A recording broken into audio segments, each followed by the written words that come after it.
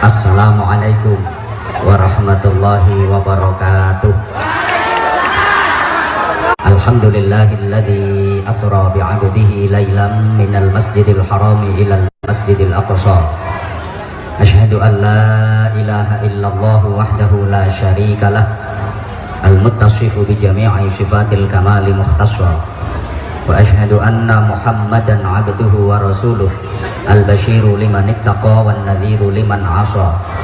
Allahumma shalli wa sallim wa barik ala sayyidina wa maulana Muhammadin sallallahu alaihi wasallam sahibil mu'jizatil lati la tustaqsa wa ala alihi wa ashabihi alladhina nalu bi suhbatihi al-fadaila la tu'addu wa la tuhsa.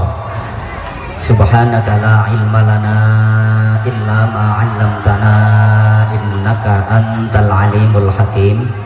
Rabbi shrah li sadri wa yassir li amri wahlul 'uqdatam min lisani yafqahu qawli waj'al li waziran min ahli. Rabbana iftah bainana wa baina qaumina bil haqqi wa anta khairul fatihin. Rabbi ij'alni muqimas sholati wa min dzurriyyati Rabbana wa taqabbal du'a. Amma ba'du. Jinabal kurama, para alim, para bapak kiai, para ibu nyai, masyayikh, asatid, para sesepuh dan bini sepuh, segenap takmir Masjid Agung Kendal yang dimuliakan, yang sama-sama kita taklimi, pejabat pemerintah dalam semua tingkatannya, Forkompimda Kabupaten Kendal, Bapak Wakil Bupati, Bapak Kapolres, Bapak Dandim yang sama-sama kita hormati, Muspika, Kepala Desa atau Kelurahan, tokoh-tokoh masyarakat yang kita hormati,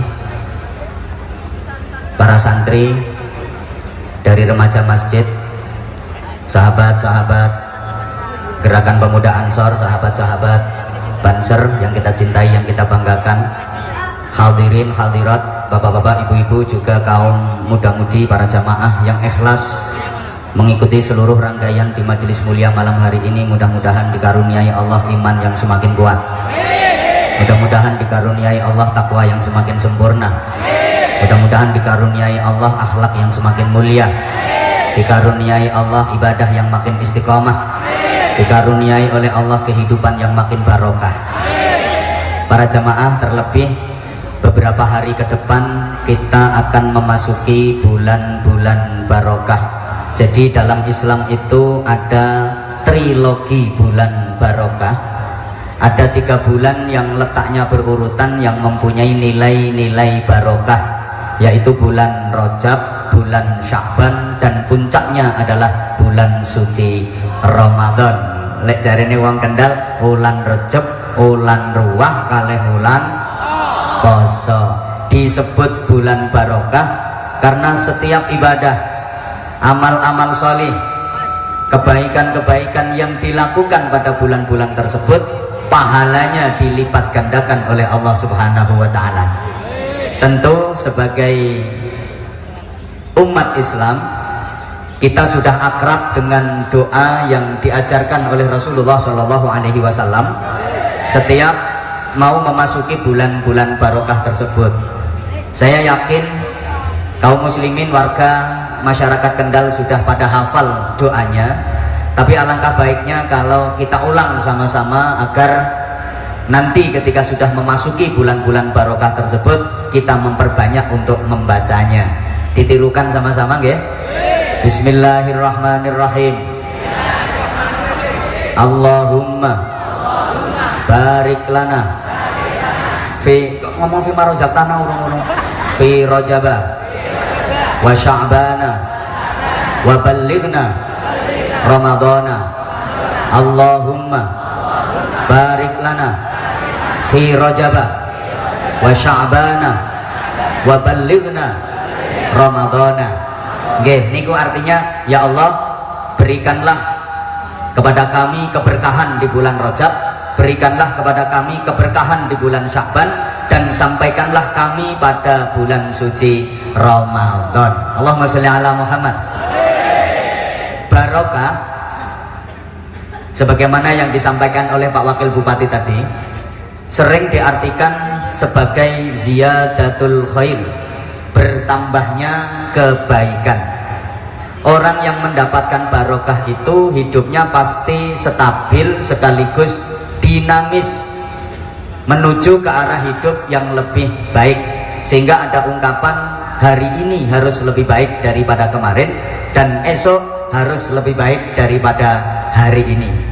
Para pecinta barokah, para perindu barokah, tiang-tiang engkang remen ngalap berkah itu dalam hidupnya pantang untuk berprinsip aku masih seperti yang kurang semangat, aku masih seperti yang dulu. Berarti itu tetap nggak ada perubahan, nggak ada perbaikan.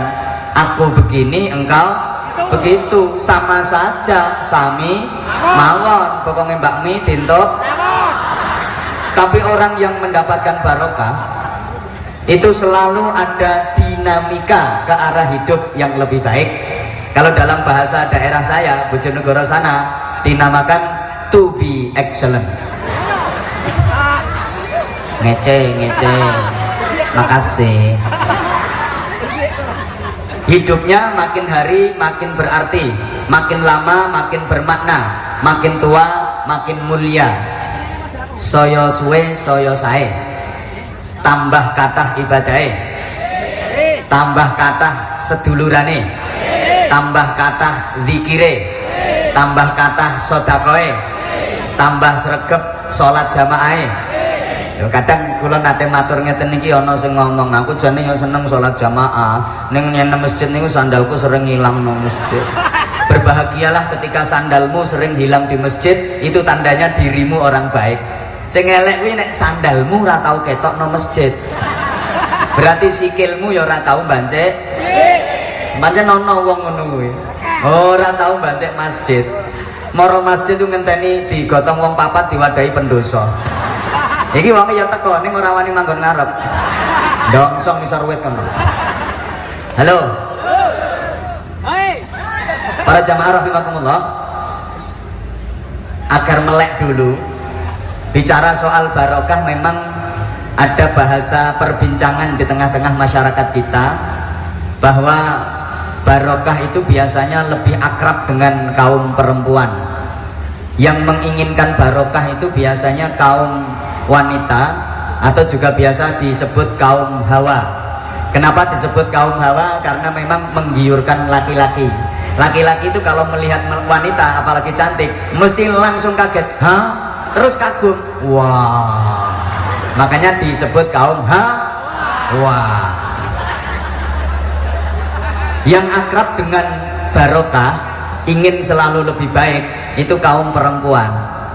Biasanya yang menginginkan kondisi barokah lebih baik itu kaum wanita. Kalau laki-laki merasa lebih gagah jika punya prinsip istiqomah, merasa bangga kalau bisa istiqomah. Laki-laki itu idealis, seneng kalau tetap dan tidak berubah. Potonganmu kayak gak percaya apa perkara melongo ngingeti sing nyuguhi ngombe iki. Ini suwe banget Saya ulang. Biasanya yang menginginkan barokah itu kaum perempuan. Kondisinya ingin selalu lebih baik seiring dengan bertambahnya usia. Kalau laki-laki merasa lebih bangga dan gagah jika punya prinsip istiqomah, tetap teguh dan tidak berubah. Kalau nggak percaya, perempuan lebih menginginkan barokah, kondisi yang selalu lebih baik seiring dengan bertambahnya usia. Perempuan kalau usianya masih di bawah 20 tahun, itu yang diinginkan adalah laki-laki tampan. Jadi sing jemburis ngene iki ora payu. Lho bocah wedok kok umure sik sak ngisore 20 tahun, mesti sing dikepingini laki-laki tampan. Maka biasanya ngefans-nya ya sama yang ganteng-ganteng itu, kayak Dilan, Aliando, artis-artis Korea. Minimal aku lah, minimal itu batas minimal.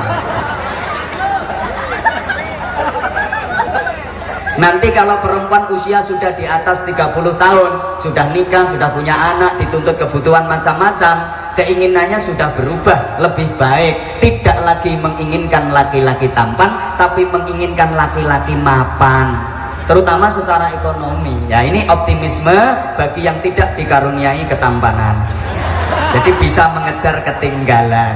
Memang kadang-kadang tampan itu kalah dengan mapan.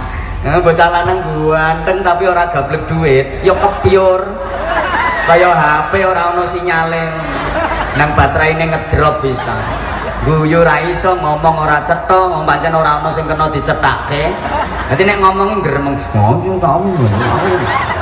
ya wong lanang ora pati ganteng tapi duwite akeh ya mencorong guyu iso bior. Loh pancen sugih kuwi nambahi rupa, melarat kuwi nyuda rupa. Keinginan perempuan itu selalu bertambah, maka dia ingin barokah. Nanti perempuan kalau usianya di atas 40 tahun, keinginannya sudah berubah lebih baik lagi. Biasanya suaminya dimotivasi bahkan diprovokasi agar berprestasi, karena perempuan usia 40 tahun ke atas menginginkan laki-laki yang punya jabatan dan kedudukan, baik jabatan agama, jabatan formal maupun informal. Perempuan di atas 40 tahun merasa bangga kalau suaminya itu punya status sosial yang mentereng, bangga kalau suaminya jadi tokoh masyarakat, jadi ustadz, jadi pejabat, jadi wakil rakyat, minimal jadi kepala daerah tingkat 7, ketua RT. Jadi bangga ya kalau suaminya disebut di setiap acara resmi kayak gini, termasuk salah satu dari 3 tokoh. Kan ada 3 tokoh yang selalu disebut di setiap acara resmi. Taman titeni mulai MC, prakata panitia, sambutannya sopo ae termasuk sing ceramah pasti menyebut 3 tokoh ini. 1 alim ulama, 2 sesepuh bini sepuh, 3 pejabat dan tokoh masyarakat. Ini wong wedok nek bojone disebut seneng, bojoku katut.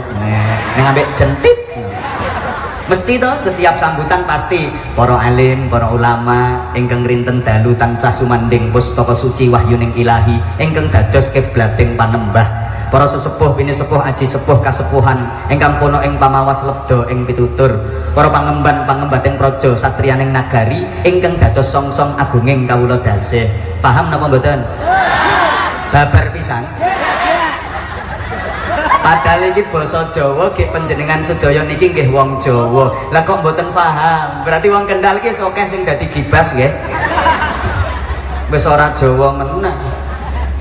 Kok kalosen wong Jawa niku adiluhung gadah basa simbol kesopanan namine krama inggil. Niku sopan. Ning bocah nom-nom saiki wis do ninggalke krama inggil, ninggalke sopan, ming golek kepenake ngomongnya ngangge ngoko. Pancen penake ngoko, ning sopane krama inggil. Ngoten Bu nggih? Sing sopan iki krama inggil. Istri ya garwa, anak ya putra. Dadi krama inggil garwa putra niku sing sopan, tapi sing penak ya anak bojo. Sopane garwa putra, digarwa rumiyin nembe kagungan putra niku sing sopan. Ning sing kepenak anak bojo, gawe anak dhisik lagi.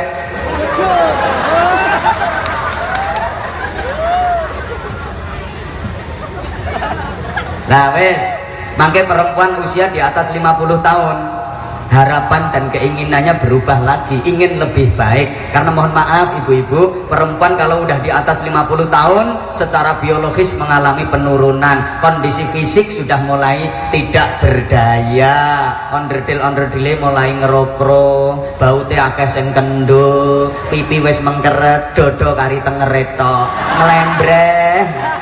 Mbok najan dienggoni BH sing paling larang paling apik ya tetep brosot. Nah kondisi kayak gitu biasanya perempuan sudah menginginkan laki-laki yang punya kesetiaan. Soalnya wis mulai cemas, mulai khawatir jangan-jangan suaminya nyari lagi, nambah lagi. Soalnya umur 50 lebih ki wis sece, sing lanang sik mantuk-mantuk, sing wedok wis gobek-gobek. Selalu berubah, ingin lebih baik, ingin barokah itu perempuan. Nanti usianya kalau udah di atas 60 tahun, perempuan menginginkan laki-laki yang punya ketakwaan dan kesolehan. Jadi nek tangi bengi orang menguyuh toh, suami diingetin, diajak sholat malam, qiyamul lail, tahajud, witir, zikir, ngenteni sholat subuh, berangkat ke masjid subuh jamaah bareng, sregep ten pengajian kan ngakeh-ke sedekah. Ngono soalé wong wedok umur 20 tahun lebih niku wis krasa yen arep rondo. Lah sing dikepingini apa gak yang kok bareng-bareng yang swarga. Allahumma sholli ala Muhammad. Ngapunten ibu-ibu, memang ada ukurannya sendiri. Wong berat badan perempuan saja ada ukurannya kok. Perempuan dengan berat badan 20 sampai 30 kg itu namanya gizi buruk. Nah, kalau berat badan perempuan antara 30 sampai 40 kg kurang gizi. Nah, kalau 40 sampai 50 kg niku kuru. Langsung ngopo yang jegret kok langsung. Nah, kalau berat badan perempuan antara 50 sampai 60 kg itu ideal. Ideal. Nah, kalau 60 sampai 70 kg lemu. 70 sampai 80 kg montok. 80 sampai 90 kg bahenol. 90 sampai 100 kg semok. Kalau di atas 100 kg yuk gapura kecamatan. Ya ada ukurannya sendiri-sendiri. Kalau laki-laki ini lebih bangga dan lebih merasa gagah kalau punya prinsip istiqomah, teguh, tetap dan tidak berubah.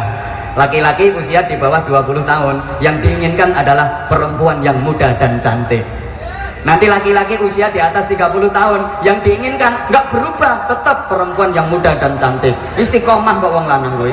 Nah, nanti usia di atas 40 tahun laki-laki yang diinginkan ya tetap perempuan yang muda dan cantik. Pokoknya jangan ora berubah, istiqomah. Wong lanang ora kepengin kok bojone dadi pegawai ini, jadi pejabat ini, ndak kepengin. Sing dikepengini muda dan cantik. Ngono ibu-ibu sekarang kepengin jadi wanita karir malah nyaingi suami. Kalau saya jujur, istri saya nggak boleh kerja sama saya, nggak usah kerja karena saya cari istri bukan cari pesaing kerja. Saya cari istri untuk mendampingi saya dan merawat anak-anak saya. Lah kalau istri saya kerja, apalagi penghasilannya lebih gede daripada saya, nah aku nih arep njaluk-njaluk ya ora wani. Ya njaluk apa wae. Allahumma sholli ala Muhammad. Laki-laki kalau usianya udah di atas 50 tahun, kira-kira keinginannya berubah apa tetap? Tetap istiqomah, yang muda dan cantik. Di atas 60 tahun? Tetap. Di atas 70 tahun? Di atas 80 tahun? Wong lanang inajan sik tuwa, wis tuwa ya tahes. Mangkane man delok padha-padha tuwa mlakune rak beda. Wong lanang tuwa mlakune sentuk. Ya artinya kan heeh. Yen wadon tuwa mlakune gobek. Mah. Beda. Nah, di bulan Rajab ada satu peristiwa mukjizat yang malam ini kita peringati, yaitu peristiwa Isra Mi'raj. Ringkes saya karena waktunya udah malam. Gamelo nyamoni gak usah cerewet. Umek kae. Wong wakil bupati sing arep nambahi meneng kok.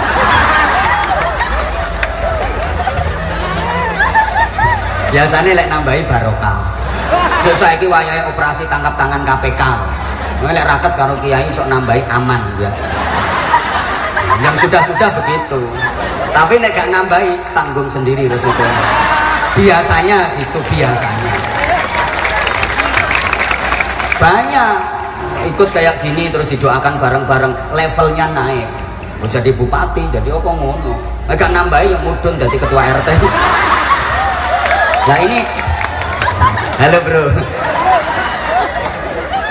saya mohon maaf, saya ngaji ya kayak gini di mana-mana, ngapunten. Nah, Isra secara harfiah ya, kita ungkap dulu, kita uraikan dulu. Secara bahasa, Isra itu artinya perjalanan malam hari, melaku bengi-bengi. Wes ngopo ae pokoknya melaku bengi itu ya Isra, termasuk nyuluh kodok, golek bekecot.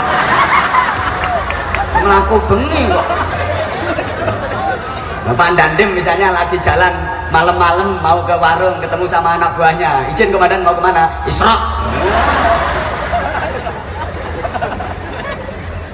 Secara istilah perjalanan Rasulullah tepatnya dijalankan oleh Allah pada malam hari dari Masjidil Haram yang di Makkah sampai ke Masjidil Aqsa yang di Madinah, Palestina, Baitul Maqdis, Yerusalem yang sekarang lagi konflik itu loh. Nek Madinah ku kulone Madiun. Gak percaya teko Madiun mlaku wong kula 5 tahun tekan Madinah. Ini berarti kan perjalanan darat dari Masjidil Haram Mekah ke Masjidil Aqsa Palestina, perjalanan menyamping, arahnya horizontal. Ini simbol ibadah sosial, ibadah muamalah, simbol hablum minan nas. Kemudian mi'raj secara harfiah, secara bahasa itu artinya naik, munggah. Munggah apa ayo? Secara bahasa ya mi'raj. Kayak saya tadi dari sana ke sini, mi'raj. Pokoknya munggah apa ayo mi'raj. Makanya tolong ibu-ibu kalau nawarin suami gak usah terlalu vulgar. Pak, mi'raj ora. Ya suami jawab, ya mi'raj. Maksudnya mi'raj itu benerin genteng. Kan lagi musim hujan gentengnya bocor. Atau mi'raj benerin anten. Ya anten TV ya antennya sendiri. Secara istilah perjalanan Rasulullah dari Masjidil Aqsa di Baitul Maqdis naik melintasi langit tingkat 1, 2, 3, 4, 5, 7 sampai tembus Sidratul Muntaha, terus ke Mustawa Qaba Qausain. Ini berarti kan perjalanan ke atas, arahnya vertikal.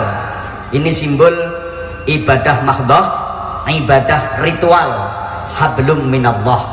Artinya kita manusia ini punya tugas ganda sekaligus yang tidak boleh dipisah. Dua-duanya harus dikerjakan dengan semaksimal mungkin baiknya. Allahumma sholli ala Muhammad. Ya ibadah ritual, ya ibadah sosial, ya ibadah mahdhah, ya ibadah muamalah, ya vertikal, ya horizontal. Yo karo Gusti Allah apik, yo karo padha menungsone apik. Halo. Soalnya kadang-kadang ada nek karo menungso apik, karo dulur, karo tangga, karo kanca, karo sapa-sapa apik. Ajer, sareh, sumeh, serawung, nyedulur, membaur, grapyak, semana, apian, seneng tulung. Ya lomo. Ning ora gelem nindakake salat, Ramadan ya ora poso. Wonten apa mboten? Wong ndi? Bojonegoro. Sapa ngomong Bojonegoro? Makasih. Atau sebaliknya, sama Allah hubungannya baik tapi sama sesama elek. Sholatnya komplit, gak meng maktubah tok, gak meng fardhu tok, ya sunnah-sunnah dilampahi. Ya rawatib, qabliyah, ba'diyah, bengi ya qiyamul lail, tahajud, hajat, witir, esuk ya duha, lengkap wes. Poso yang Daud sedina poso, sedina ora, sedina poso, sedina ora, maca Quran sak dalan-dalan sergep banget. Iktikaf nang masjid lungguh nganti bokong entek. Tapi karo sedulur ora rukun gara-gara warisan. Wonten mboten? Wong ndi? Makasih. Karo tangga ya gak rukun, gara-garane sepele, buwuh iki lho. Balike ora imbang. Nyumbang wae duwe gawe lho balike ora imbang, ngono ya ora rukun. Wonten mboten? Wong Bojonegoro kan? Kok tak jahit lambemu. Aku diundang rene ora kanggo nyek-nyekan. Loh, sebaik apapun ibadahmu ke Allah, misalnya les salat top, baru takbiratul ihram banyak yang lari ketakutan karena takbirnya memang menakutkan. Allahu Akbar, bacaannya fasih banget. A'udzubillahi minasyaitonir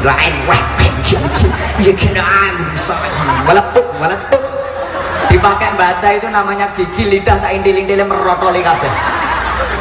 Rukuk lama banget dia, sujud ini sekali sujud batuknya langsung mentol telu, sujud pindo yang mentol 6. Wapi ibadahnya ke Allah. Pergi haji tiap tahun, pergi umroh seminggu 5 kali. Bisa rumahnya Mekah we.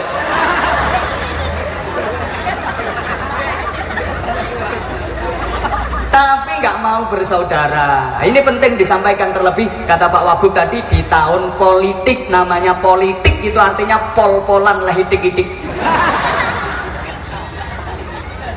Jangan mau dibentur-benturkan. Untuk ngopo toh kowe? Pakaian boleh berbeda, pilihan boleh berbeda, tapi kebersamaan dan persaudaraan tetap wajib dijaga. Nah, itu tak sambung maneh. mikir kok lali. Lu anggap wong ceramahi syukur jeplak cangkeme. Mikire angel, kudu sesuai karo tingkat pemahaman jamaah. Makanya aja kaget nek larang. Mikire iki lho sing angel. Lah mutus persaudaraan kekeluargaan itu bahasa Arabnya rahim, diambil dari salah satu sifat Allah. Maka yang nyambung persaudaraan, silaturahim nyambung persaudaraan, nyambung rahim sambung dengan Allah. Tapi yang mutus persaudaraan, mutus rahim, putus pula dengan Allah. Makanya la yadkhulul jannah qati'ur rahimin, kata Rasulullah. Sekali-kali tidak akan bisa masuk surga orang yang mutus persaudaraan. Bahkan orang tersebut nyapa? Salah mecicil kok. Mencium bau surga aja enggak? Bene.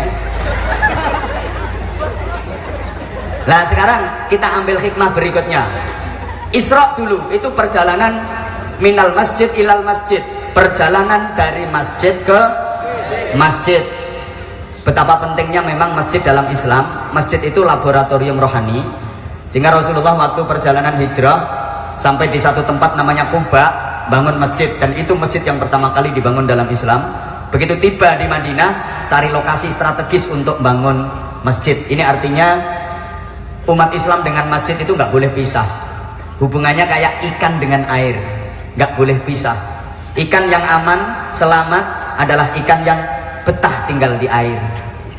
Orang Kendal yang aman, selamat adalah yang betah tinggal di masjid. Ada ikan kok nggak betah tinggal di air, itu tandanya ikan mau modar. Bahasa Inggrisnya the bongko.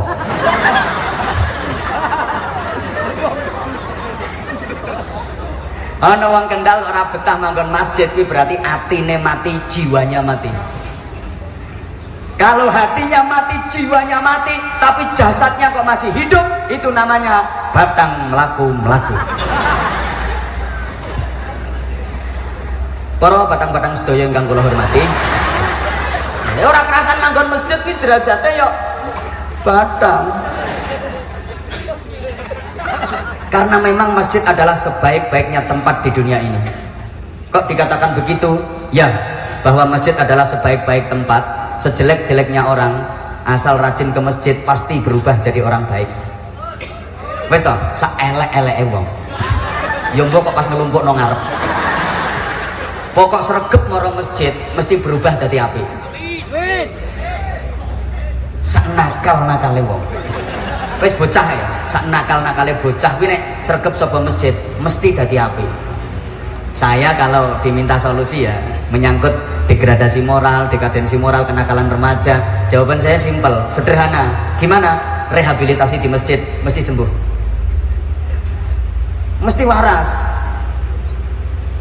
Karena itu kalau ada anak muda yang mau gabung ke remaja masjid, apalagi mau bikin event-event ritual kayak gini, event-event pembinaan rohani kayak gini, mesti apik. Jadi kalau ada anak muda kok mau gabung ke remaja masjid, langsung saya plot apik itu. Pasti itu anak baik. Karena izin ya Pak Dandim, Pak Kapolres, di Kendal apa pernah terjadi tawuran antar remaja masjid? Nggak ada. Makanya remaja masjid itu pasti baik. Sak nakal-nakale bocah, pokok sregep yang masjid mesti dadi api. Sak nakal-nakale bocah, termasuk bocah-bocah umur 25. Ya ku ya bocah ya peranakane wong. Makanya ibu, mohon maaf ya, kalau suami masih nakal, padahal usia udah gitu, nggak usah diomelin, nggak usah dicelatu, nggak usah dikerawus, percuma. Wong lanang dablek nang dicelatu, dikerawus, orang ngira berubah, malah dadi, malah nemen. Yo ngono kuwi kelakuane wong lanang. Sampeyan tak bilangin wajib percaya, soalnya aku wis suwe dadi wong lanang iki. Pengen sembuh gampang, candak tangannya cek seret bawa ke masjid, iket di tiang masjid. Waras orang sholat ya biarin, nanti kalau ada azan orang-orang pada ngumpul mau sholat jamaah, dia ini mesti untek minta dilepas, mau langsung pulang, isin malu, mesti ya keluyur yang jeding wudu, akhirnya melu sholat. Nah habis sholat ikat lagi sampai sembuh. Kenapa sih anak-anak kok suka mabuk, kok seneng mendem? Biar. Gak gelem sapa masjid. Coba sapa masjid, mesti waras. Ayo, wani mendem nang sore beduk. Ya jerati beduk ndasmu karo takmu. Orang kok suka judi, suka main gitu, yang nggak mau rajin ke masjid sih. Makanya masjid itu sebaik-baik tempat di dunia ini. Yuk, hidupkan masjid, terutama di waktu subuh. Kenapa harus subuh? Ini standar dan barometer. Mohon maaf Bapak Ibu para jamaah, subuh itu kan awal dari hari yang akan kita jalani.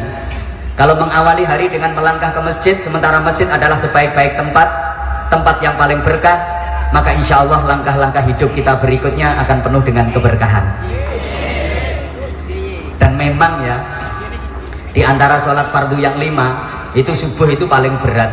Betul? Betul? Yes. Sekarang banyak yang lebih berat lagi. Sholat fardu seharusnya sehari 5 kali, banyak yang dirubah jadi 5 hari sekali. Jadi sekalinya kumat diropel-ropel, usolli fardhu subhi wal duhri wal asri wal maghribi wal isya'i oplosan lillahi ta'ala. Jadi takbiratul ihram nanti langsung double 5. Allahu akbar bar. Rukuk langsung sekalian 5 kali, entul jendit gitu.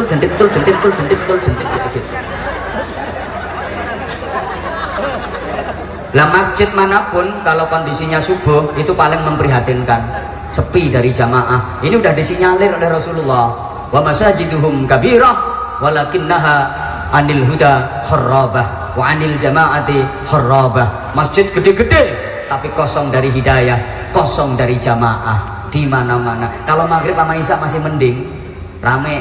Katanya sih nggak waktu kerja, udah selesai kerja, macam-macam alasannya. Tapi emang kenyataan banyak ke orang Islam yang subuh nggak sholat, duhur nggak sholat, asar nggak sholat, tapi kalau maghrib sama isya dia ke masjid.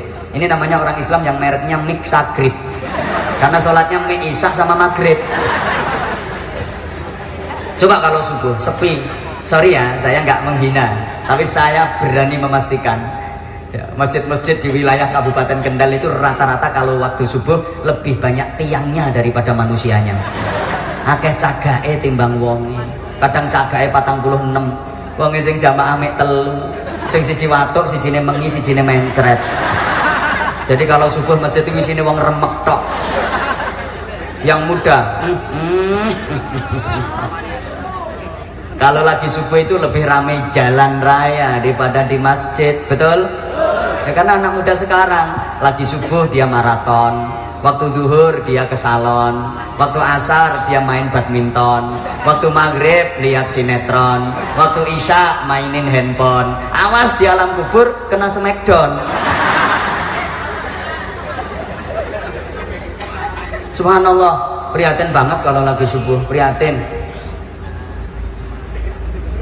Makanya saya sampaikan di mana-mana, salah satu ciri orang solih itu dari aktifnya sholat subuh berjamaah di masjid. Maka ibu kalau cari menantu, cari yang aktif dan rutin sholat subuh berjamaah di masjid, mesti berkah, nggak mungkin salah. Gini-gini duwe rencana ini. Saya aku tak jamaah subuh di masjid, biar dipilih jadi menantu. Ini nggak apa-apa, cuma kuat pirang dino bro. Ini ukurannya rutin dan aktif, sulit nyari dimanapun susah. Tapi insya Allah kalau Kendal ya adalah cari menantu kok ukurannya yang rajin dan aktif sholat subuh jamaah di masjid, mesti dapat memang Kendal. Cuma umurnya ya 75. Ya karena rata-rata yang mau subuh jamaah ke masjid ya umur-umur segitu. Ibu, coba ada nggak yang punya anak remaja terus waktu dengar azan subuh dibangunin, ya bangun tapi nggak subuh, pindah tempat? Ada apa enggak? Mbah ora semangat toh. Ya tangi nek digugah nek ora subuh nalih nggon. Wonten mboten? Bocah nglumpukno kene kita. Itu salah settingan. Salahnya ibu sendiri.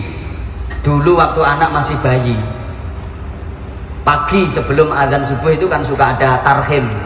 Suara tarhim kenceng banget dari masjid. Ya mesti masuk tarhim ke kuburan. Banter. Assalatu wassalamu alaik ya imam al-mujahidin. Aja dek dirasani suaranya enak banget aja ngono. pancene enak, gak enak ya gak laris kok ya. Assalatu wassalamu alaik. Kalau lagi denger kayak gitu, anak sampean yang masih bayi itu langsung bangun, melek, biar kayak tangannya ketawa-ketawa, sikile kerental-kerental sampai apa. Mama. Coba ngomong persis loh. Ini dikai contoh malah dipersis-persis. Nah, itu anak dibiarin bangun, dilatih biar terbiasa bangun subuh sampai pagi atau ditidurkan lagi. Masih ambok isik-isik mana toh? Isik subuh ya nak, yang ini kok tangi toh ya. Bubuk mana sayang, bubuk mana? Makanya saiki sampai gerang-gerang ya dadi ning ngene iki. Kalau lagi ada azan subuh dia denger tapi nggak bangun, ya melungker lagi. Gagah kuat, angkat beras 2 karung kuat. Tapi kalau lagi subuh angkat selimut aja nggak kuat. Harusnya Bu dibiasakan begitu bangun dikudang kok. Kasih mainan kayak kadang-kadang kok meripate lirik melek atau digudang. Anak pinter, besok dadi gubernur ya nak ya. Anak pinter, aja mek dadi wakil bupati, terima wakil langsung gubernur. Wakil isone mek awak karo sikil.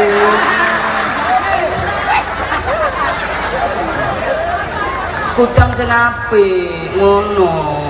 Saya langsung paling gak ku ya pangkat ya kudu irjen. Apa terima AKBP apa?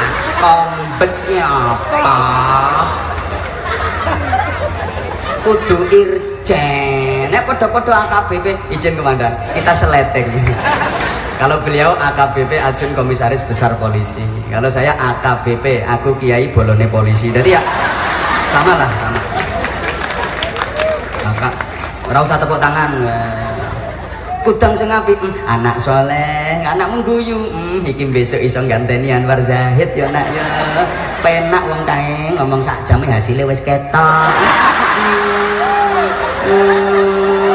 Aja kaya bocah-bocah sing pojokane panggung kae. Enek bengak-bengok tok bocah tanggenah. Anakmu melek. Ini ibu-ibu enggak, kadang anak wis apik-apik melek malah diuru-uru maneh dikeloni maneh. Buku ya nak, kadang anak gak gelem disesel-seseli pentil. Anak wis gobek-gobek wis dijejel-jejel mah. Pentilmu iki kena bapake wae.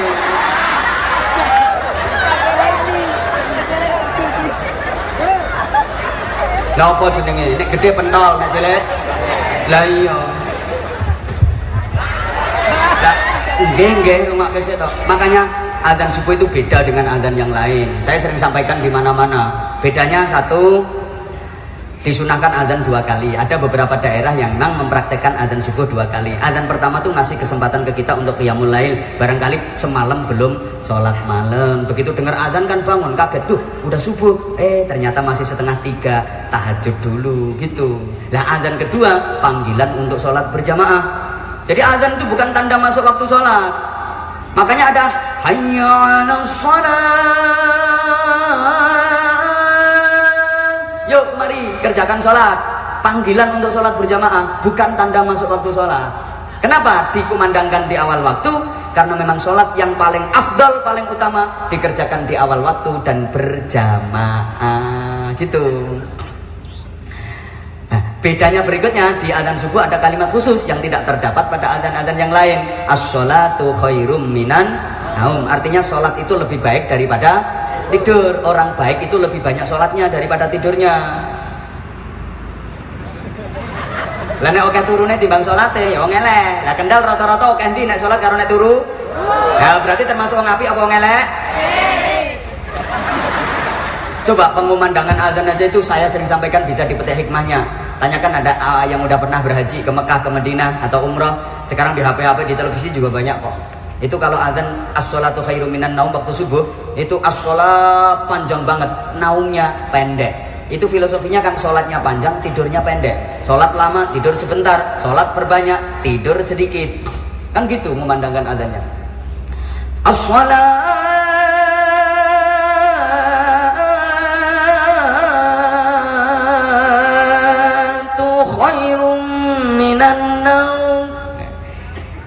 enak diomongin enak kok.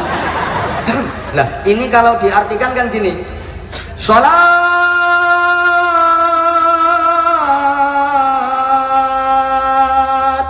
apik timbang turu. Jadi sholatnya lama, tidurnya sebentar. Lah orang-orang itu kadang kebalik, sholatnya pendek, naumnya yang kepanjangan. Kayak sing adzan wis mampu kuburan gitu. As-sholatu khairun minan naum.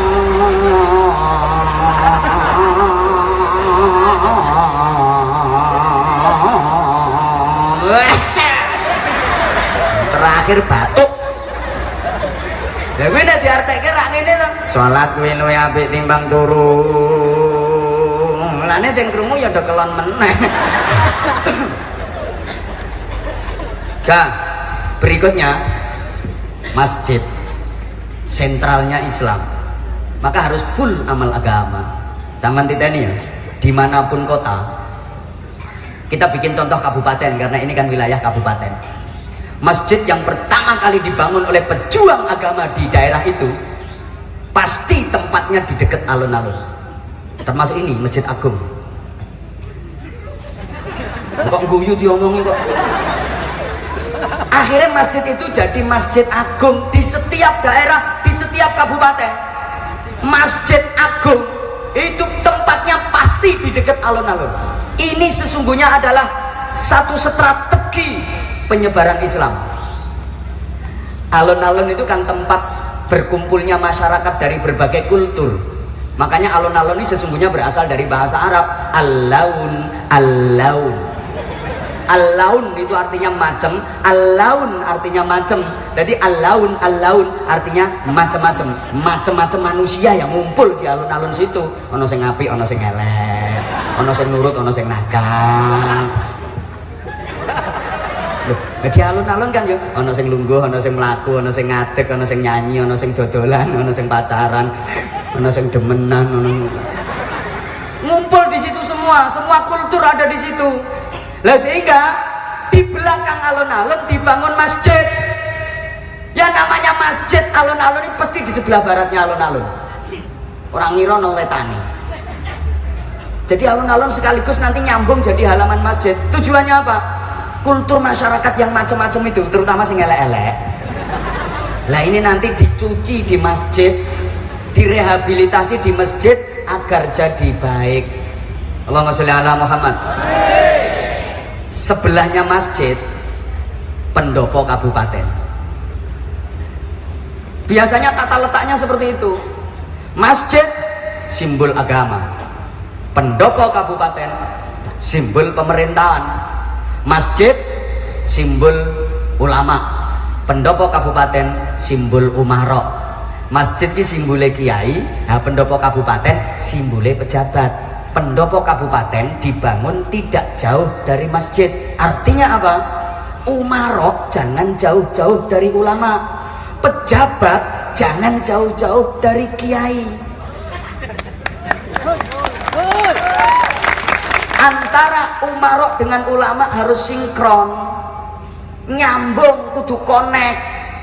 Sehingga mohon maaf banget saya sering sampaikan, kalau ada kiai di suatu kabupaten yang hidupnya melarat, sing nanggung dosane bupati sak wakil bupati nih.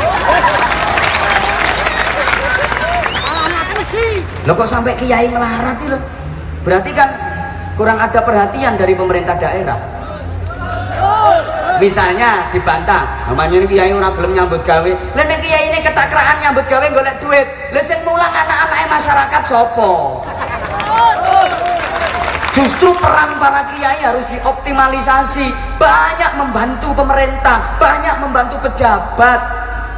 Kiai di mana-mana membimbing masyarakat, membina moralitas masyarakat, sehingga yang mau berbuat jahat nggak jadi, yang nakal-nakal jadi api. Itu kan jasanya bimbingan para kiai. Ya termasuk nyenteng no polisi, meringankan polisi. Coba anggota polisi sekabupaten Kendal ini lo cuma berapa? Lah terus Kendal ini yang nakal orangnya berapa? Wong sing nglumpukno kene wis sakmene akeh. Pasti polisi kewalahan, mesti kewalahan. Sehingga dengan terjunnya para ulama, para kiai membina masyarakat, tugas polisi jadi ringan, meminimalisir tindak pidana dan tindak kriminal. Makanya Pak Kapolres nambahi sangu kuwi wajib. Meringankan.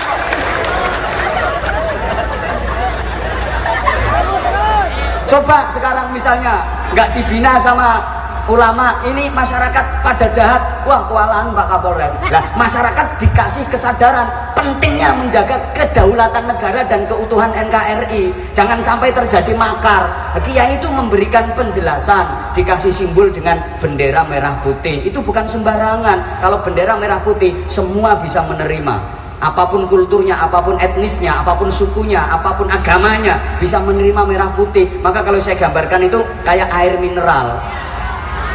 Orang-orangnya tak ombe. Aku bikin contoh biar mudah difaham. Air mineral ya. Sampe nek ngarani air putih, itu kurang pas. Air putih ini air kapur, air gamping, air ngono kuwi air putih, air cacing. Sing bener air bening ya. Itu memang rasanya nggak begitu enak, tapi netral, siapapun menerima dan bisa meminumnya. Orang sehat bisa minum, orang agak sakit bisa minum, orang yang sakit parah sekalipun, bahasa Inggrisnya the enggrik-enggriken, bisa minum. Siapapun bisa minum. Nah, coba itu minuman yang bersoda kayak Coca-Cola, leh mau ya Coca-Cola. Enak. Tapi orang yang punya resiko jantung berani minum. Hoi, orang punya diabetes nggak berani minum. Kolak santan enak. Ayo, orang yang punya paru-paru, punya risiko jantung nggak berani minum. Kalau air mineral semua bisa menerima. Itulah bendera merah putih.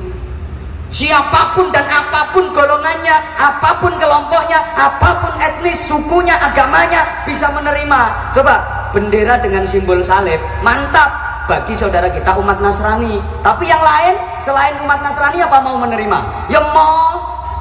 Bendera dengan tulisan la ilaha illallah mantap buat kita umat Islam, tapi yang lain apa mau menerima? Ya mau. Lah merah putih ini pemersatu, semua bisa menerima. Nah, ini dengan dikasih penjelasan masyarakat sadar, tepuk tangan berarti kan menerima. Tugasnya ndande menteng, sapa sing nyadarno? Kiai. Orang nambahi sangu, kualat.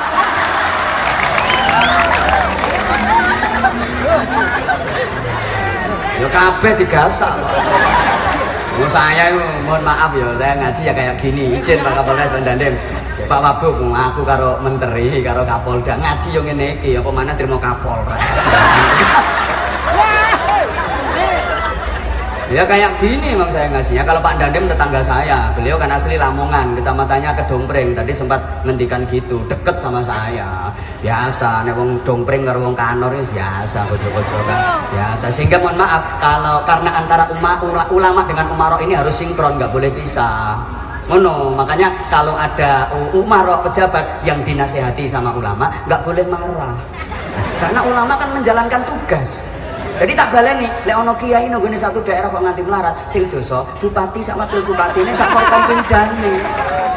Sebaliknya, kalau ada pejabat yang sampai zalim, nggak adil, korupsi, sing dosa kiyaine. Lo kiai nggak mau nasihati kok, kiai nggak mau bimbing. Ya harus dinasihati, dibimbing. Sehingga saya malam ini menyinggung beliau-beliau dalam rangka menjalankan tugas. Tersinggung, mentak mutasi no Papua ambil aku. Personaliannya beliau-beliau ini boloko kok. Allahumma sholli ala Muhammad.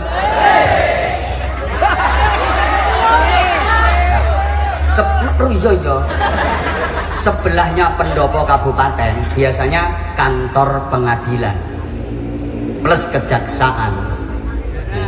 Ini simbol bahwa aturan itu harus dilaksanakan dengan seadil-adilnya. Ini simbol hukama. Adil bukan hanya untuk umat Islam loh, untuk semuanya. Ini prinsip agama Islam. Coba kalau lagi sholat Jumat itu biasa dibaca oleh khotib, innallaha ya'murukum an tu'addul amanati ila ahliha wa idha hakamtum bainan nasi an tahkumu bil adl. Nanti akhirnya ditutup, innallaha ya'muru bil 'adli wal ihsan wa itaa'il qurba wa yanha 'anil fahsya'i wal munkari wal baghi ya'idukum la'allakum tadhakkarun. Ngoten nggih? Nggih apa wong kowe wayahe khutbah turu ngono. Wa idza hakamtum bainan nas, ketika kamu menjalankan hukum di antara manusia, ini umum. Harus adil. Karena bukan melambangkan bainal muslimin, bukan hanya untuk umat Islam saja, tapi bainan nas, di antara sekalian manusia. Kepada umat Islam harus adil, kepada saudara kita umat Nasrani harus adil, kepada umat Hindu, umat Buddha, Konghucu harus adil, kepada semuanya harus adil. Loh, prinsip Islam seperti itu. Allahumma sholli ala Muhammad. Jadi gak sesuai ya, karena cukup waktu nih. Masjid, pendopo kabupaten, kantor pengadilan, nah sebelahnya penjara. Yang gue jaga nih ngene iki.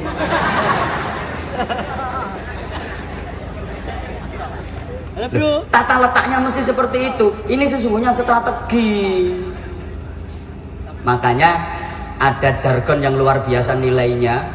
Toto, titi, tentrem, kerto, kok kertosono, kerto raharjo. Toto, ini pemerintahan. Pemerintahan harus toto, ditata dengan sebaik-baiknya. Titi, ini agama, harus betul-betul titi dalam menjalankan agama.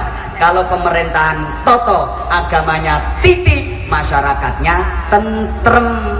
Kalau sudah itu akan terwujud dari toto, titi, dan ketentraman tadi, akhirnya mak pecutut sama dengan mak bedundu itu, kerto raharjo, dilanjut jadi gemah ripah loh. Sip banget strategi seperti itu. Betapa ini melambangkan kebersamaan. Sama masjid ini kan simbol kebersamaan. Perlu ditekankan lagi Pak Wakil Bupati, saya mempertegas di tahun politik pol-polan lah hidik-hidik kayak gini, kadang-kadang kita mudah kena gesekan, mudah diprovokasi. Mohon maaf, yuk kita belajar dari masjid. Jenis pakaian yang bagaimanapun masuk ke masjid, orang dari daerah manapun masuk ke masjid, karakter manusia yang seperti apapun masuk ke masjid diperlakukan sama. Kemudian setelah itu ibadah melakukan gerakan-gerakan yang sama. Betul? Pakaiannya berbeda, motifnya, modelnya berbeda-beda, tapi satu ibadah yang dikerjakan adalah sama. Allahumma sholli ala Muhammad. Dan sholat berjamaah itu memang mengajarkan kepada kita kepatuhan pada pimpinan dalam satu komando. Namanya makmum wajib patuh pada komando imam selama imam benar. Kalau ada makmum yang tidak patuh sama imam, maka sholatnya tidak sah dan dinyatakan batal. Gugur. Ya wes nggak apa-apa, gugur, tak turuti lambemu. Ini simbol kewajiban masyarakat patuh pada pimpinan dalam satu komando. Nah iya, komando. Imam nyapoe, makmum kan ngikuti. Begitu imam berdiri, niat, baca takbir, mengangkat kedua tangan, Allahu Akbar. Ada mubaliknya biasanya, Allahu Akbar. Ratau kurungu masjid Mekah. Nah itu terus semua makmum ya berdiri, mengangkat kedua tangan, mengucapkan kalimat yang sama, kalimat takbir, Allahu Akbar. Semua sama, patuh pada komandonya imam. Rakyat patuh sama pimpinan, pimpinannya bener. Gak ana tau sing nyeleneh, kabeh-kabeh Allahu Akbar terus ana sing Allahul Karim. Batal salatnya. Begitu imam rukuk, Allahu Akbar, Allahu Akbar. Makmum kompak gerutuk-gerutuk merkungkung kabeh. Ora ono sing aneh-aneh, alah kabeh merkungkung, aku tak tampil beda, rukuk kayang ae, Bro. Nah ini namanya makmum yang makar ini loh. Ya batal. Mulane wis ana komando teko Pemda, ya teko pemerintah daerah. Batas terakhir pembayaran pajak adalah tanggal 14 Agustus. Gerutuk bayar kabeh. Ngono. Oh, ya meneng. Lho wajib kuwi hukumnya anggit membayar pajak wajib. Wajib. Tak ewangi Pak Wabu.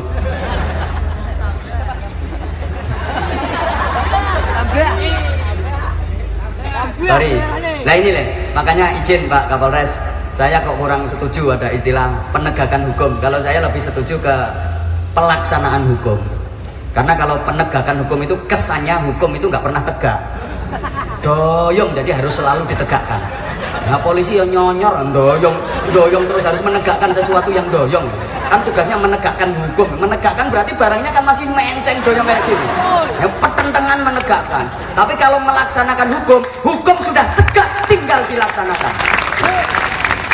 Nah ini kan usulan. Nah, sehingga banyak kejadian hukum dibuat bukan untuk dipatuhi tapi untuk dilanggar. Saya kalau bikin cerita biar mudah dipahami ya. Pelanggaran hukum merajalela. Mohon maaf, ada anak muda naik motor di jalan raya nggak pakai helm, ditegur sama temennya, mas naik motor di jalan raya kok nggak pakai helm. Oh, iki kendal bro, nggak usum helman, das kuluwe atas timbang helm. Udah melanggar kan. Nah begitu jalan dia, rambu-rambu lalu lintas pun dia langgar. Lampu hijau dia jalan, lampu kuning ngebut, lampu merah terobos, kendal dilawan. Begitu lampu merah diterobos, dikejar sama polisi. Nah diinterogasi, ketangkepnya. Nggak tahu ya tadi kalau lampu merah? Ya tahu pak. Kok diterobos? Maaf pak, saya nggak tahu kalau ada bapak. Nah, coba saya tahu ada bapak yang nggak saya terobos pak. Ini kan bukan takut sama hukum, tapi takut sama yang menjalankan hukum. Guyang-guyu paham orang pak. Patuh pada pimpinan. Nah nanti ketika imam sujud, Allahu Akbar, Allahu Akbar, makmumnya geruduk kompak, nyosop semua. Masa terus, alah aku lemu kok nyosop gelundung aja. Ya batal. Nah sekarang ketika terjadi imam lalai atau imam lupa atau bahkan salah, makmum punya kewajiban untuk menegur, mengingatkan dengan cara yang baik, sesuai aturan. Cara mengingatkannya, cara menegurnya pakai zikir, baca tasbih subhanallah. Kalau ada pemimpin yang salah atau lalai, maka rakyat juga punya kewajiban untuk mengingatkan dengan cara yang beretika, dengan cara yang baik. Nggak boleh anarkis, nggak boleh pakai kekerasan, apalagi brutal. Mohon maaf banget, sekarang kadang-kadang pakai bacaan takbir. Takbir itu harusnya melembutkan hati, harusnya kan harus melembutkan hati. Nah sekarang takbir medeni yuk. Ngadepi DPR takbir Allahu Akbar, ngadepi polisi takbir Allahu Akbar, padahal polisinya ya sholat. Menjawab tuh sami Allahu liman hamidah. Nah yang nonton ya bingung, akhirnya kompak Robbana lakal hamd. Sekarang model ya kadang-kadang demo bawa poster subhanallah, itu yang dari depan, yang dari belakang astagfirullah, yang dari samping kanan la haula wala quwata illa billah, dari samping kiri la ilaha illallah. Nah, polisi depan belakang kanan kiri bingung tuh. Nah, sempritan diunek kayak prit al-fatihah, sekalian diajak tahlilan. Mengingatkan ya duduk bersama, musyawarah dengan cara yang baik. Kayak tadi misalnya imam sholat isya harusnya 4 rakaat, baru dapat 3 rakaat, dia duduk tawarruk, duduk tasyahud akhir, tahiyat akhir itu kan imamnya salah. Lah makmum negurnya pakai zikir subhanallah yang beretika, halus, sesuai aturan. Jangan kok imam baru dapat 3 rakaat, harusnya kan belum duduk tawaruk, udah duduk tawaruk. Makmum ngingetinya nggak pakai aturan. Weh lagi telu nunggu imam goblok, ngadeg goblok. Ini namanya makmum kucluk. Atau bahkan ada yang lebih ekstrim lagi. Begitu imam udah duduk tawaruk padahal baru dapat 3 rakaat, dia langsung maju, imamnya dicengkiwing, ngadeg.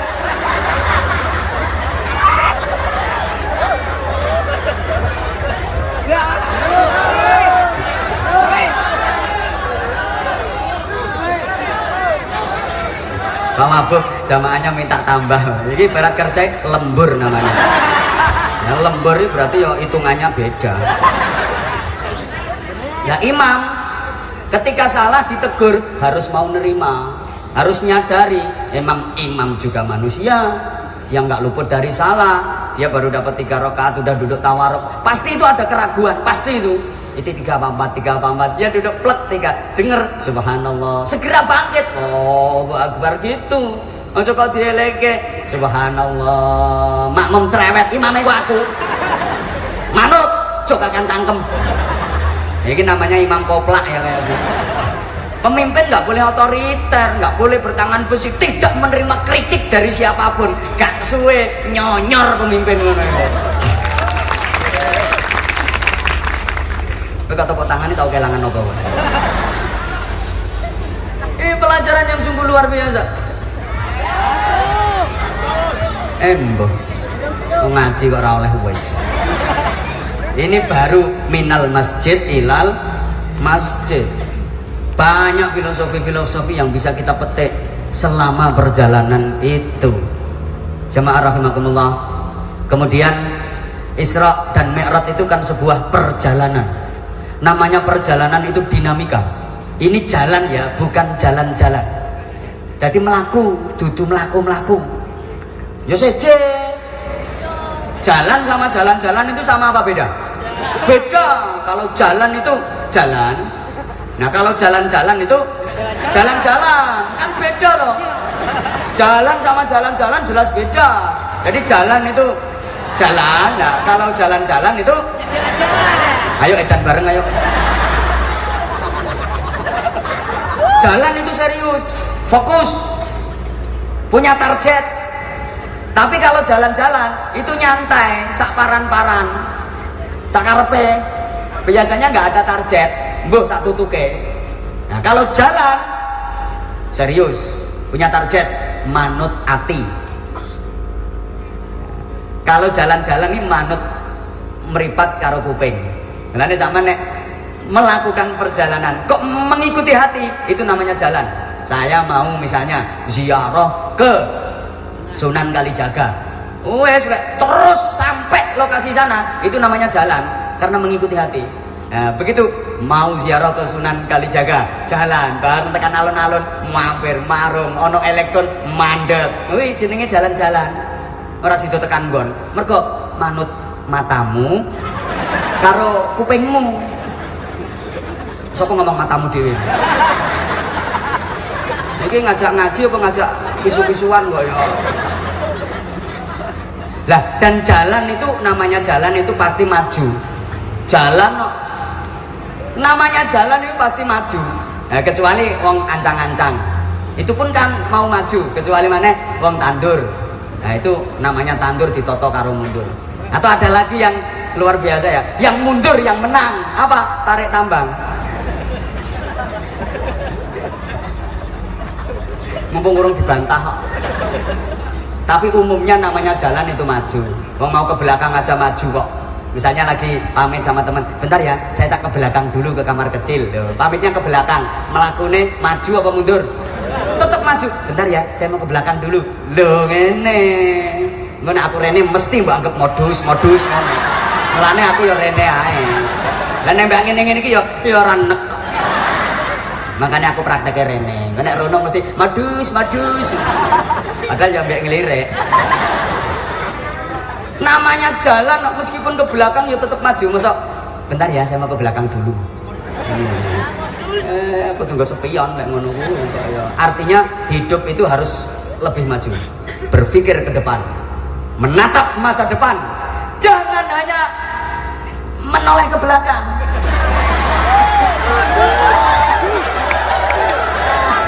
Memang hidup itu sekali waktu perlu menoleh ke belakang. Dalam rangka menengok kok. Kesempatanku yang pengen naik tok kok. Ini kenapa sih kadang-kadang kok harus menoleh ke belakang? Nah, ini dalam rangka loh dipoto. Aku ngerti, habis ini mesti diupload. Lagi sepanggung barengan War Zahid. Terus akeh sing nge-like ngono, sing ngerti aku ngono. Artinya hidup itu harus selalu lebih maju, berpikir ke depan. Jangan berpikir ke belakang. Jadi kan manusia ini kan mengalami 3 dimensi waktu kan. Ada masa lalu, past time, ada masa kini, present time, dan ada masa depan, next time. Apa itu? Mbak anggap aku ra iso ngono. Ya sekali-kali gue yang perlu dipameri ben untuk maju gue. Ya ini kan tepak mikir masa depan toh. Nah masa depan itu ada 2, ada masa depan di dunia, ada masa depan di akhirat. Ada masa depan sebelum mati, ada masa depan sesudah mati. Rata-rata kita lebih konsentrasi ke masa depan yang sebelum mati. Padahal masa depan yang sebelum mati itu sifatnya hanya mungkin. Mungkin iya, mungkin enggak. Mungkin terjadi, mungkin enggak. Tapi kalau masa depan yang sesudah mati itu sifatnya pasti. Mbok paham mbok enggak pokoknya tak omong ke. Apapun yang terjadi dalam kehidupan kita di dunia ini sampai nanti kita meninggal dunia itu belum kepastian tapi baru kemungkinan. Makanya kalau mau apa-apa harus bilang insya Allah, kalau Allah menghendaki. Insya Allah bulan depan mau umroh, insya Allah bulan depan mau mantu, mau gini, insya Allah harus insya Allah, karena itu baru mungkin. Bisa jadi bisa enggak. Tapi yang sesudah mati itu sifatnya pasti. Mati itu pasti, adanya alam kubur itu pasti, akhirat itu pasti, surga dan neraka itu juga pasti. Siapa yang masuk surga pasti mulia, pasti bahagia. Siapa yang masuk neraka pasti hina, pasti sengsara selamanya. Kalau di dunia belum pasti, apalagi dunia ini hanya sawang sinawang. Sing sugih numpak Mercy kadang berbes mili, sing melarat numpak becak iso lincak-lincak. Sing turu hotel susah tengel-tengel, sing turu gerdu iso ayem guyang-guyu, sing mangan sate iso gelele-gelele, sing mangan gereh iso mendeh-mendeh. Yang dapat hadiah kadang malah susah, yang dapat musibah kadang tambah bunga. Kebanjiran untuk bantuan mie disoting iso dada guyang-guyu. Di dunia emang kayak gitu. Makanya kalau di dunia mohon maaf ya, orang miskin mau ngece orang kaya bisa. Belum tentu orang kaya hidupnya lebih nikmat daripada orang miskin. Urung karuan wong sugih luwih penak uripe timbang wong melarat. Iso. Urung karuan kae mangan no restoran ngono kae luwih enak timbangane no tengah sawah. No tengah sawah enak, ora mikir apa-apa, ora mikir utang, ora mikir apa. Kadang mangan no restoran iso keselek kok. Arep nyendok ya wis kadung dilek ngene ya, wis kadung mlebu cangkem krungu wong dem. Persis suarane wong sing diutangi. Keselek kok. Belum tentu yang tidur di spring bed itu lebih nikmat daripada yang di pring kriat. Nah, turun no pring kriat itu kadang tambah nikmat kok. Nah, kecantol paku, kecepet galar, akeh tinggine, akeh nyamuke. Jadi turu ambek senam. Nah, ngisor tinggi kukur-kukur, dhuwur nyamuk teblak-teblak, malah sehat. Nah, turun no spring bed no hotel kaya ning ngipine diuber-uber gendruwo. Tangi yo katok. Bisa. Belum tentu orang kaya itu hidupnya lebih enak daripada orang miskin. Kalau di dunia bisa menghina gitu, tapi di akhirat gak iso. Penduduk neraka mau menghina yang di surga gak iso. Belum tentu di surga lebih enak daripada di neraka. Urung karuan no swarga kae luwih penak timbang no neraka. Merung mesti nang neraka rapopo kawitane lorong ku suwe-suwe ya adaptasi. Neraka kok adaptasi gundulmu amoh. Ku nyonyor sak lawase. Maka kita harus bijak dalam menyikapi masa depan di dunia yang hanya mungkin dan masa depan di akhirat yang sifatnya pasti. Bagaimana menyikapi yang mungkin dan menyikapi yang pasti.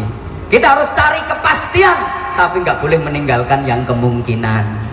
Ini gue paham bahwa orang, pokoknya tak sampai ke wabtaghi fima atakallahu daral akhirah wa la tansa nasibaka minad dunya. Cari yang telah Allah berikan kepadamu sebagai anugerah itu untuk sarana menggapai kebahagiaan di negeri akhirat. Tapi jangan lupa bagianmu dari dunia, ambil itu sarana untuk menggapai kebahagiaan akhirat. Allahumma sholli ala Muhammad. Kenapa dipakai tahapan-tahapan dan tahapan akhir-akhir ini para jemaah rahimakumullah? Ini kalau mau saya lanjut jelas waktunya nggak memungkinkan. Makanya ya biar nantilah wakil bupati ngundang sendiri. Jadi ya kalau nggak gitu ya Bondandem, Mbok Kapolres, kan yo bikin acara sendiri lah. Ya. Tapi yuk bondo. Jadi habis berapa? Masa remaja masjid iso bikin acara sebesar ini, masuk Kapolres ora iso.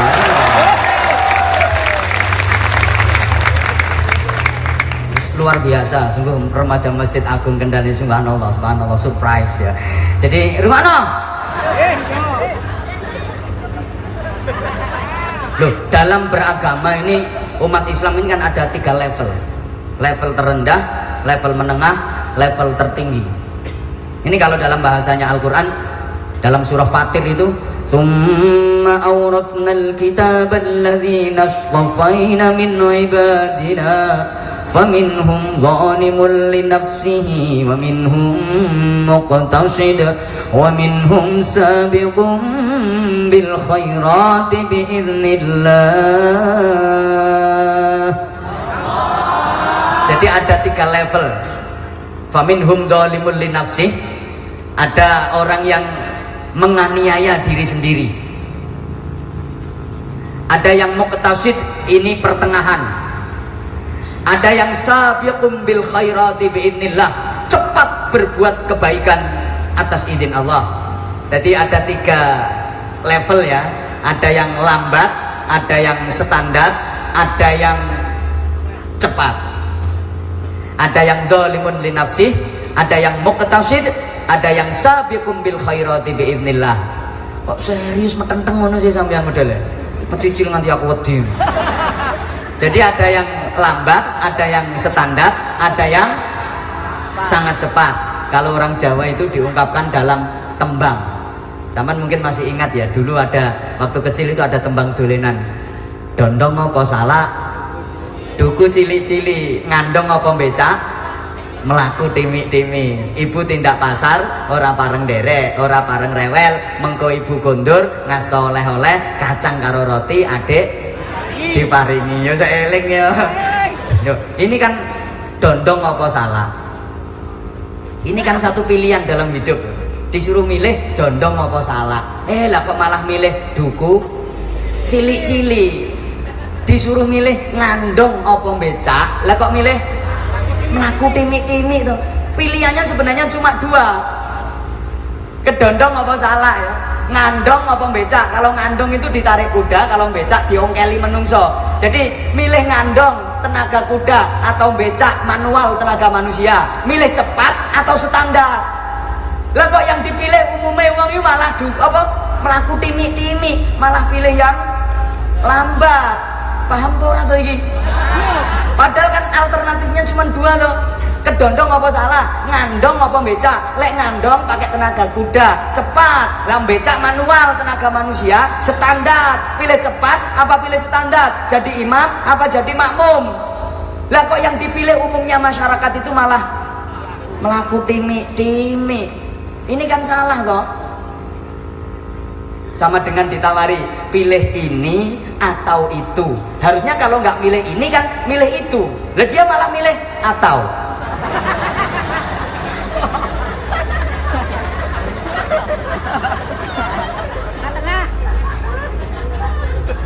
Nah mulane sing mlaku timi-timi ini umumnya masyarakat awam, mohon maaf, ora pareng derek, mergo mlakune timi, ora pareng derek tindak pasar. Kenapa? Mlakune timi-timi arep derek, ditinggal bengok-bengok, dinteni ora tekan-tekan. Kenapa? Ya karena orientasinya masih rendah. Wong sing dipikir mung trimo kacang karo roti, belum surga, belum ridha Allah. Soalnya sing dipikirke mung trimo kacang karo. Nah, ini penting bagi para politisi ya. Kalau menghadapi masyarakat yang kelas awam, kelas bawah, kowe gak perlu ditawarkan ideologi, visi misi, ora ngerti. Ra nyambung. Kowe nang gawakno kacang karo roti ndum-ndumno. Menang. Loh, masyarakat awam ini apa yang ngerti toh? Wong kelasnya mereka orientasinya belum bisa nyambung ke situ, masih kacang sama roti. Lah kok ditawari ideologi, visi dan misi begini-begini, gak nyambung. Karena masyarakat kita ini masih masyarakat yang kelas berjuang ya, beras, baju dan uang. Jadi masih masyarakat yang tahu warna duit. Nah kalau udah menengah ke atas harus disampaikan ideologi begini, visinya begini, misinya begini, harus dipertegas. Nah oleh karena itu yang masih dalam tingkatan kacang sama roti tadi harus diangkat kayak sing ngene-ngene iki lho.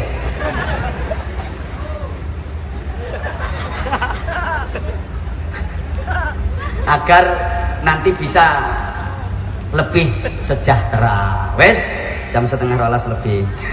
Kurang? Ya nanti lain waktu. Bener, saya mohon maaf yang sebesar-besarnya. Aku tahu kamu sebenarnya nggak mau aku tinggalin. Kamu kan udah terlanjur cinta banget sama aku. Makasih karenanya aku tinggalkan bekas tapak kakiku di sini dan akan aku bawa senyummu kemanapun aku pergi. Sehingga perjumpaan hari ini bukan hanya perjumpaan saat ini saja, tapi insya Allah ini merupakan perkumpulan majelis fiddin wa dunya wal akhirah, sampai sama-sama nanti kita mendapatkan ridha Allah, sama-sama berkumpul kembali di syurga Allah.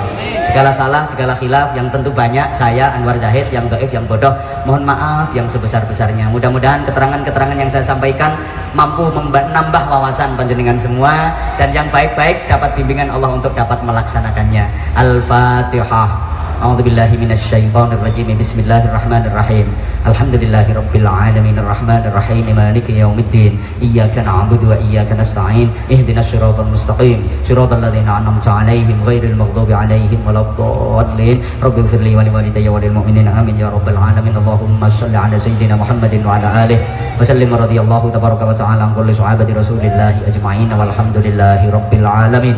Allahumma ij'al jam'ana jam'an marhuma wa tafarruqana min ba'dihi tafarruqan ma'suma. Allahumma innaka ta'lamu dhunubana faghfirha wa innaka ta'lamu 'uyubana fasturha wa innaka ta'lamu hajatina faqdiha kafa bika waliyya wa kafa bika nasira. Allahumma tsabbit imanana wa nawwir qulubana wa sallimna fid dini wad dunya wal akhirah. Rabbi ij'alna muqimina shalah min dhurriyyatina rabbana wa taqabbal du'a. Allahumma sallimna min afatid dunya wa 'adzabil akhirati wa fitnatihima. Allahumma lakal hamdu wa minkal kharaju wa ilaikal mushtaka wa antal musta'an wa ilaika tuklan wa 'alaikal balagh wa la haula wa la quwwata illa bik. Allahumma inna nas'aluka al-khaira kullah wa na'udzubika minasyarri kullih ya man biyadihil khairu kulluh. Rabbana atina fid dunya hasanatan wa fil akhirati hasanatan wa qina adzabannar wa qina adzabannar wa qina adzabannar wa adkhilnal jannata ma'al abrar bi rahmatika wa fadlika ya azizu ya ghaffar ya halim ya sattar ya rabbal alamin. Jazakallahu anna sayyidana Muhammadan sallallahu alaihi wasallam ma huwa ahluh bi fadli subhana rabbika rabbil izzati amma yasifun wa salamun alal mursalin walhamdulillahi rabbil alamin. Aqulu qawli hadza wa astaghfirullahal azim li wa lakum wallahul muwaffiq ila aqwamit thariq. Wassalamualaikum warahmatullahi wabarakatuh.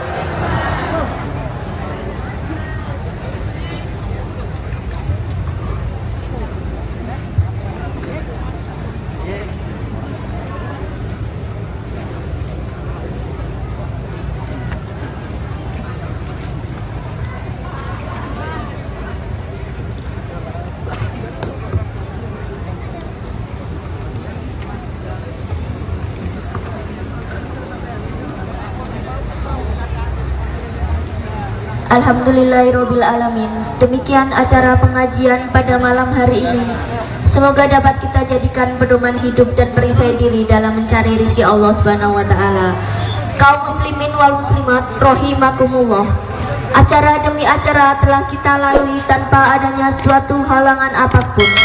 Kami selaku pembawa acara mengucapkan terima kasih